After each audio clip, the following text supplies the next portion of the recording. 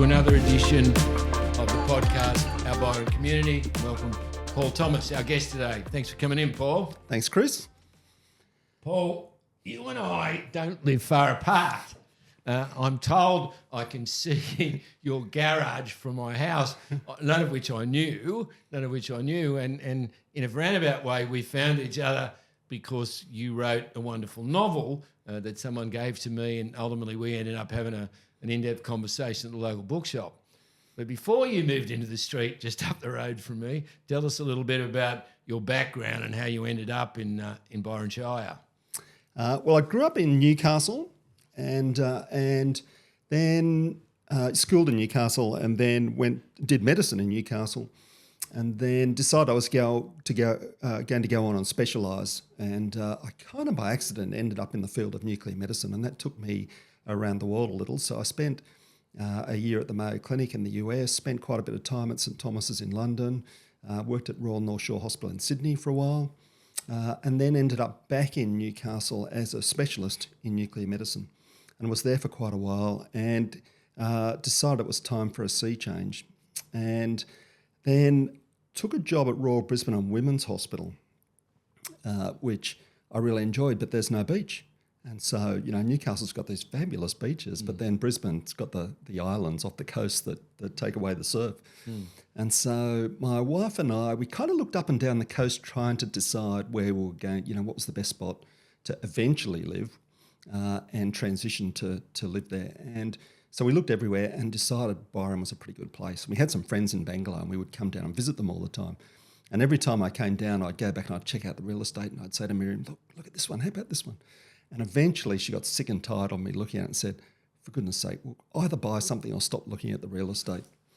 And so in 2015, Miriam was part of the official party that went to the Anzac centenary.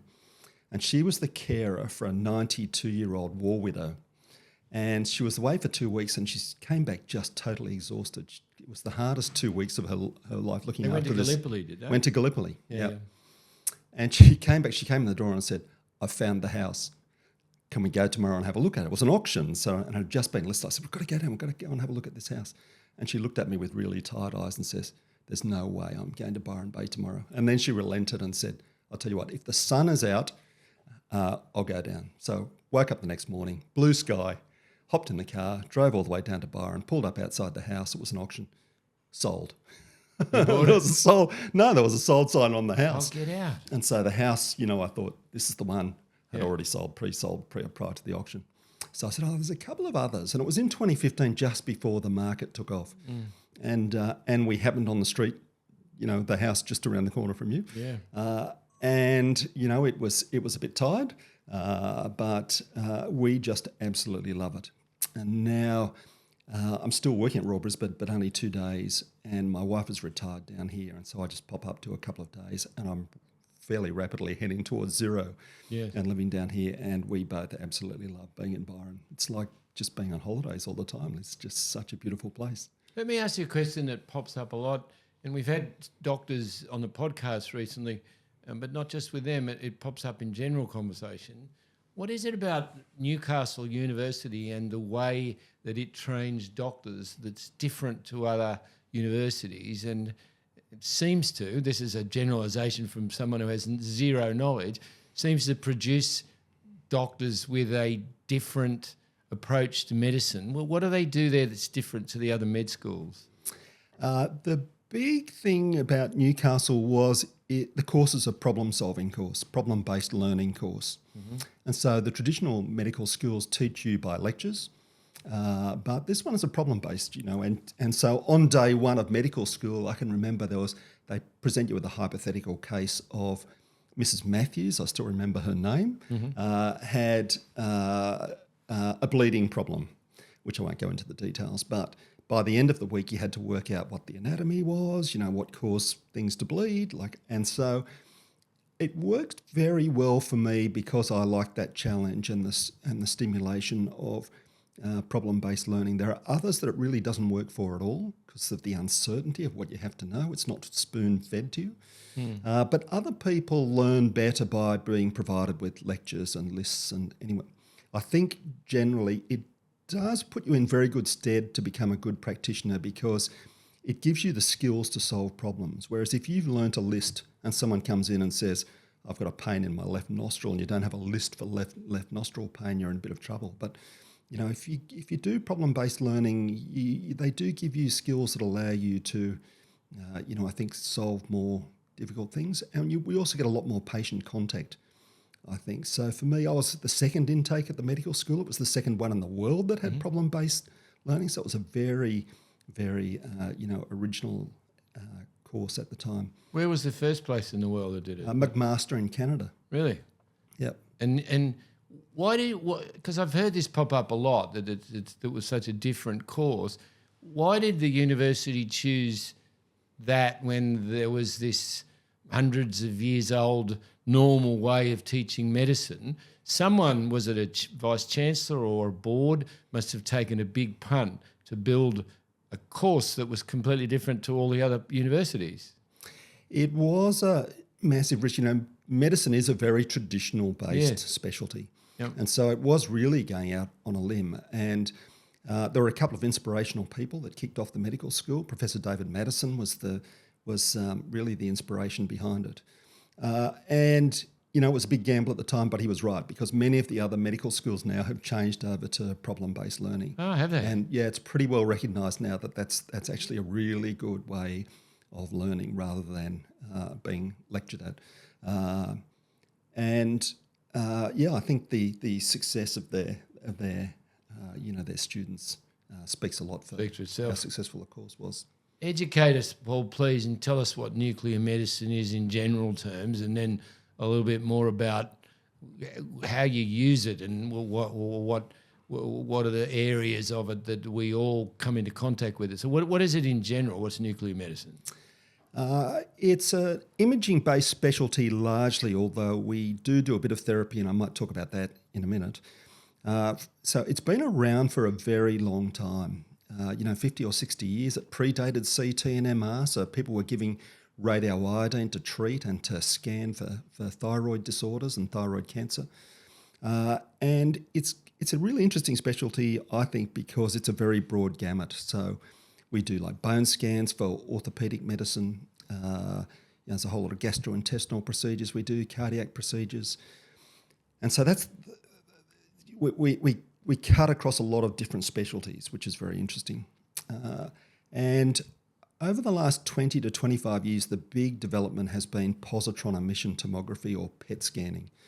And so a lot of the listeners will probably know what PET scanning is, but we basically label usually glucose with a radioisotope, and we inject it into the patient. And because cancers are really, really hungry for sugar, we're basically imaging the glucose or sugar use by the cancer cells in the body. And so the radioisotope allows us to take a picture with a scanner called a PET scanner. And these days, most people with cancers, not all cancers, take up this tracer called FDG, fluorodeoxyglucose, but the vast majority of them do. And so most patients in their cancer journey now have a PET scan. And the big advantage of PET scans over CT and MR and other imaging modalities is we can pick up cancer that is much smaller than with CT and MR. So if you're going to, if someone's going to take, say, one of your lungs out because you've got lung cancer, you want to be pretty sure the cancer hasn't already spread before you have that operation. And PET scans pick up that cancer spread before CT and MR. And it also can predict response to therapy earlier than CT and MR, because when you start the treatment, the metabolism of the tumour takes a hit before the cells die and shrinks in size. So CT and MR are basically imaging the size of the tumour, but we're imaging the metabolism of the tumour. And so the use of PET scanning has just exploded over the last decade or so.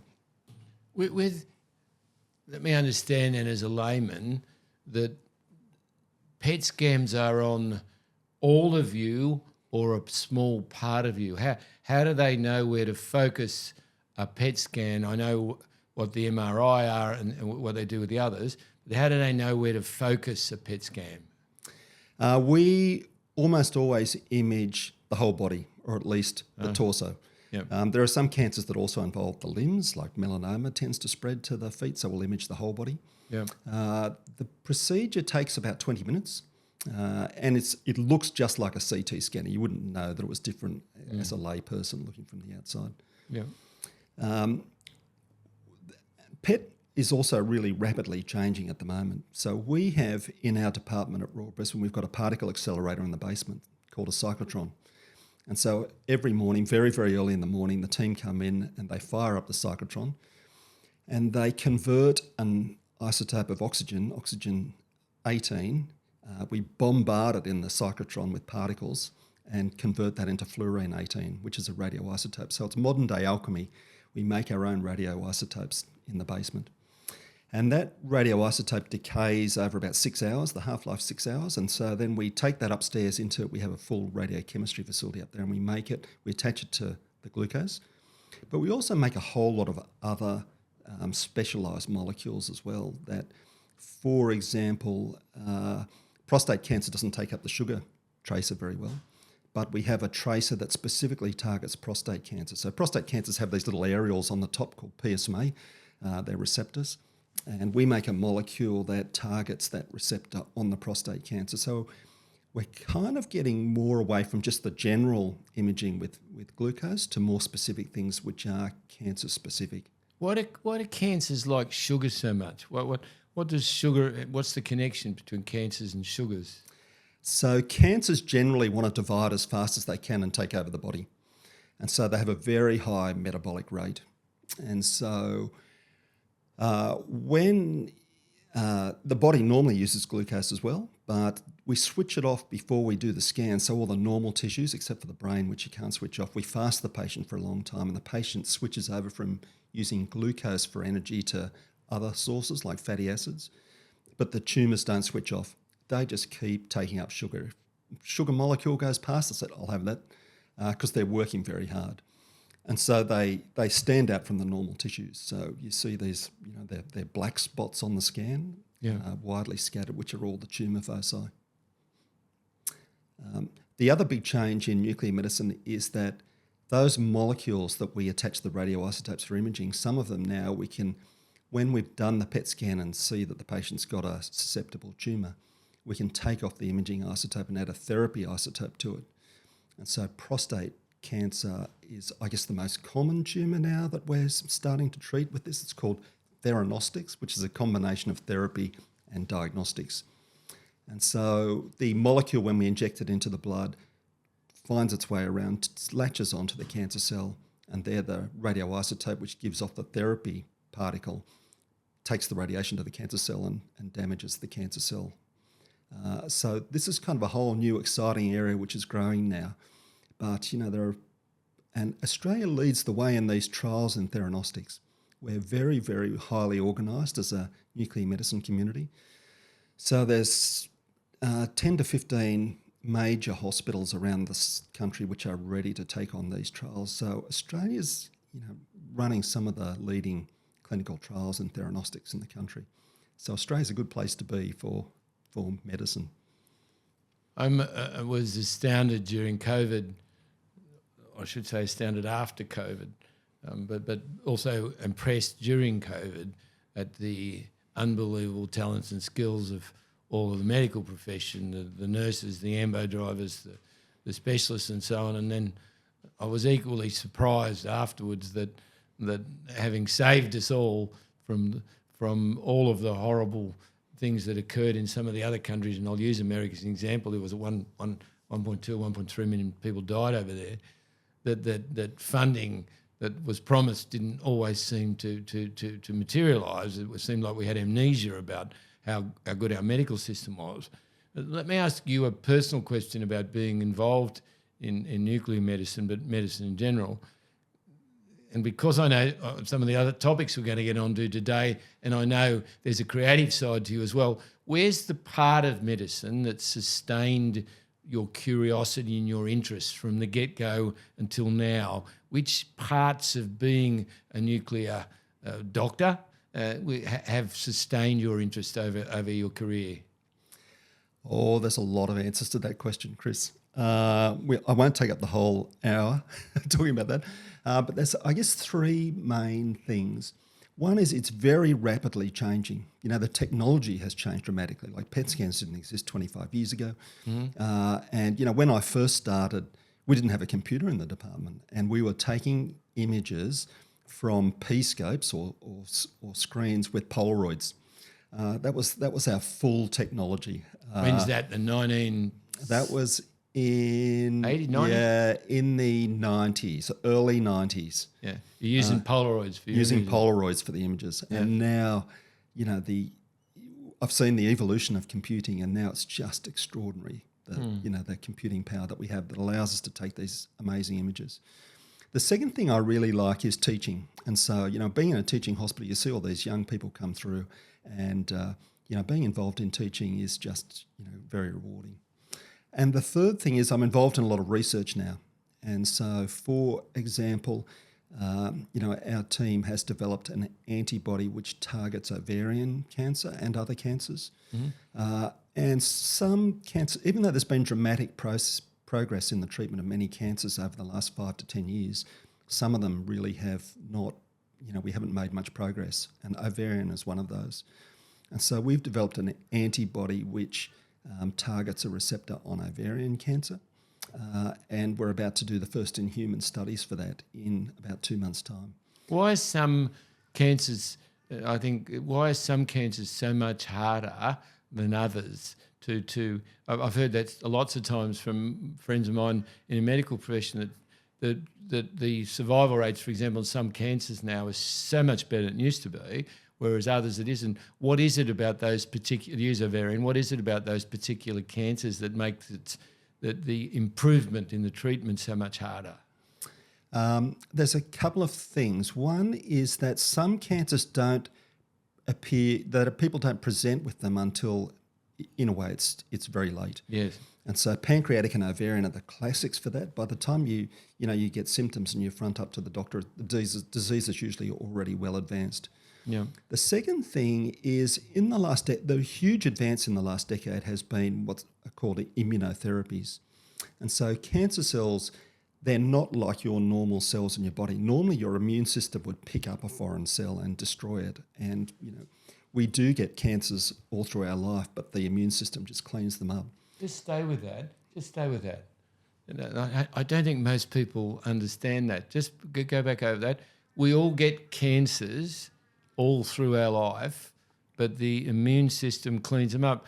Please tell us a little more about that. Well, you know, cancers are multifactorial, but basically what happens is a cancer cell divides and it gets an error in its DNA. And there's multiple reasons why that can happen. Most of the time we don't know, the initiating mechanism for it. And most of those mutations, they're called, that corrupt the DNA are lethal to the cell. But some of them endow the cell, if you like, with superpowers. And some of those superpowers are that the cancer cell might never die, whereas, you know, most of our cells, when they divide enough, they give up and they're replaced by other cells. But the cancer cells have a longevity. Another superpower might be that they can secrete hormones that give them a blood supply so that as they get bigger, they can make sure that they have adequate nutrition. But one of the big ones is they secrete things which allow it to hide from the immune system. So you have the cells in your immune system go around. If they see a foreign cell, this is why renal transplants reject and heart transplants reject, is you put someone else's cell in your body, the immune system says, hey, that doesn't belong to me. I'm going to destroy the cells. And so normally, you know, if one of these cells goes rogue, your immune system will go and mop it up. But the cancer cells have this way of hiding from the immune system. So they switch off various bits of the immune system. And so the great advance with these immunotherapies is those drugs switch the immune system back on. And so suddenly, you know, the melanoma metastases that had spread throughout the body that it couldn't see, suddenly it sees them and they can mop them up. And so, you know, like working in that particular area now, you just see these extraordinary people that have, you know, they enrolled in these clinical trials 10 years ago with a very limited life expectancy and they're still alive 10 years later. I understand that must be unbelievably satisfying when you're a practitioner. I spent last week coincidentally with a couple of doctors, and one of them was a professor at a teaching university. And I asked him the same question I'm going to ask you, and I'll tell you what his answer was too, which I found intriguing. I said, what's the difference today in teaching the young doctors to 20 years ago? And the first thing that came to his mind with a smile on his dial was that the access to information now is so easy. It's on the handphone, if you know what I mean. So I find as a professor or as a teacher, his words to me where I'm doing different things in order to train and coach them. What's it like in your field in nuclear medicine when they can get access to the info? So what do they need or want from you when you're educating and training them? What do they need from you today that was different to, say, 20 years ago? I remember Richard Feynman, the Yes. Nobel laureate, the physicist, who said, why would you learn anything that you can look up? And so now you can look up everything. Yes. But becoming a good, anybody can look up. You could look up the Yes. treatment of something. Yeah. But the secret for being a good doctor really is, I guess, one is experience, but two, having enough, understanding to put it all together to make the right decision. And the things that you can't learn by looking things up, I think, putting the patient's interests first. Coming up with the correct diagnosis and treatment isn't necessarily what the patient is really after. That might sound a little bit odd. I guess that's an extreme example. But for instance, in nuclear medicine, where we spend all day reporting images, what I try and instill in the trainees is always put yourself in the patient's shoes and the referring doctor's shoes. The information that you're going to put in that report has to, I guess, do the best for the patient and not do any harm. And, there are things like that you can't really look up. It's more an experiential and more a holistic thing. It's hard to look up those holistic approaches. What role does curiosity, which is which to me is something that you got or you haven't, but I guess you can learn it. But what role does curiosity play with doctors and in medicine in asking the right or the wrong question? What role does it play? If you get to choose your doctor, you want to choose a curious doctor. Yes. That is for sure. And because those people are really always asking questions. And, like a lot of specialties, a lot of, fields of endeavour, 90% of what you do is easy. It's in the textbook. It's the 10, 15, 20% that really makes you think. And having an inquiring mind really helps you solve those difficult things. And those curious people are also lifelong learners. There are many people in their professions who, they get through, they get the exam, they tick the exam, and then some of them coast. And again, they're not the people that you really want looking after you. You want those that get joy out of continuing to learn. Speaking of joy, as well as operating in the medical field, you've had other passions along the way. And one I understand but know very little about, so I'm going to ask you about photography. You somewhere during your medical career, you found your way to photography. Tell us a little bit about that passion. I did. So I when I went to uni, it was the golden age of landscape photography. And in particular, Australia, there were some fantastic landscape photographers in Australia. And the best of them all, I think, was Peter Dombrovskis, the Tasmanian wilderness photographer. And many of the listeners will remember that iconic photo of Rock Island Bend that was published in The Australian over a double spread, a colour photograph in what was then black and white newspapers of Rock Island Bend, which, was very influential in saving the Franklin because people suddenly realised what would go under. And Peter Dombrowski then was putting out an annual wilderness calendar in Tasmania and diaries. And they were just so spectacularly beautiful. I thought, I'd really love to be able to do that. And so there embarked, a long period of learning. And then I got to meet Peter, and I used to go and stay down with Peter. And Peter then, started lending me his transparencies, large 4x5 sheet film transparencies. And I had a dark room and an enlarger, and I was printing up some of his photos. And then I ended up having maybe 15, 20 different exhibitions around the place, and was published in Australian Geographic. And I still do photography around here. When I moved to Byron, I kind of lost the contact in Brisbane and lost the contacts in the exhibition spaces at that time. But I've kind of moved away from it a little bit just because of the saturation now of photography. Back then, it was an extraordinary sight to go and see, a photograph of the Western Arthurs, because you would never have seen anything like that before. But now the internet just bombards you with photographs all the time. And so I think the awe has gone. There are still fabulous photos and I still enjoy seeing them, but that awe of seeing a spectacular photo, I think, has disappeared. Like, we all live with cameras in our pockets now. We're all shooting thousands of photos. And I think also digital photography has changed photography.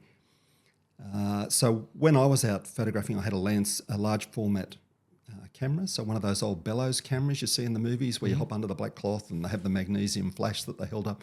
I didn't have the flash, but they were fabulous for landscape photography. And so we'd be carting those uphill, down dale through national parks. And each photograph would take about 20, 25 minutes to take, and it would be about $25, $30 per shot. And so it was a very considered specialty art form back then. Whereas now, you can take 1,000 photographs and choose the best one and then get AI to fix it and Photoshop it yourself. And so, it's changed dramatically. So I don't quite get the joy out of it that I used to before. When you do something like a nuclear medicine, which you're obviously passionate about and really enjoyed, finding something to nourish your creative soul along the way is important. So you found your way to photography, and then, having not fallen out of love with it, but maybe moved away from it, you needed to find something else. What did you find then? Yes, writing. It's my current vice. If you can call it a vice. If I was to talk to your wife for a moment, would she say you are a serial offender in this area and you've had multiple vices over the years? I still have time for her. She's not complaining. And tell us, why did you find your way to writing, into the literary world? What was it about that interested you? It was a bit accidental. So at school, I have to confess, English was my worst subject. In fact, I think I did so badly it didn't even count towards my HSC. And I was more scientific minded at the time, and English, perhaps wasn't taught as well as it could have been for adolescent males at the time. And so I never really took it very seriously. Where did you go to school, by the way? At Katara High School in Newcastle. Oh, did you? Okay. Yeah, which was a fabulous school. And I read a lot when I was at school and at uni, but then I kind of put all the books away because I had to study. So the path to specialisation, to doing medicine and then specialising, is about 12 years. And the exams for becoming a specialist are extremely difficult. So basically I was reading textbooks, and I got out of the habit of reading. And it was only about maybe 10 or 15 years after I finished, I thought, I made a New Year's resolution that I would read 10 non-medical books the following year. I ended up reading about 30, and I haven't stopped. Do you remember what some of them were? Well, I've always liked crime fiction. Yeah. And so then I launched myself more into crime fiction. I was reading a lot of science fiction way back at school. So I started reading that. And then I went and saw Notting Hill, the movie, and I thought, I might write screenplays. That looks like a whole lot of fun. And then I spent about 15 or 20 years attempting to write screenplays and gathering rejection slips. And then I was invited to join a friend's writing group because they had a vacancy and they didn't have a screenwriter. In Brisbane or down here in the Byron? It was in Brisbane. Yep. And it's called the Dead Darling Society. Yes. and so I Based on the "you got to kill your darlings." got to kill your darlings. Those For lovely. those of people out there who don't know, that's an old phrase from the literary world. Basically means you got to edit and get rid of a lot of your own words in order to make your stories good. That's sort of what it means, doesn't it? Yeah, and you might have spent months refining Or a particular years. chapter, Yeah. and then you've got to kill it, or even kill the whole novel. So yes, you do have to kill your darlings. So I joined this writing group, and there's 12 of us, and they're all very good writers, and they didn't have a screenwriter. And so I joined, and then promptly decided I was going to not write screenplays, because it's a pretty hard industry to crack in Australia. We don't make a lot of films. If you're an outsider, it's very hard to get into. And so I thought, I really like crime fiction. I'm going to have a crack at this. And so over 2 to 3 years wrote The Beacon, my first crime fiction novel. Which is a very good book, which I can recommend to all of you, which will be launched formally at the Byron Writers Festival the week after next. On the weekend, is it 9, 10, 11? I always get the dates wrong. It is, yes. But Paul's book will be featured there amongst many other of 160 writers who are at this year's event, which is probably one of the biggest festivals ever. Just take us back a little bit to the writing of a novel. You decided after years you didn't want to. You're very determined, from what I can gather, to master all of these things. Some right side brain, some left side brain things. You're obviously really, really determined. And after years of trying to write screenplays that didn't work, because you liked crime fiction, is that the reason you moved across into writing crime fiction specifically? It is, yep. So, write what you know, write what you love. And, that's the fiction that I liked. I also set it in Byron Bay because, we love Byron Bay and I know it so well.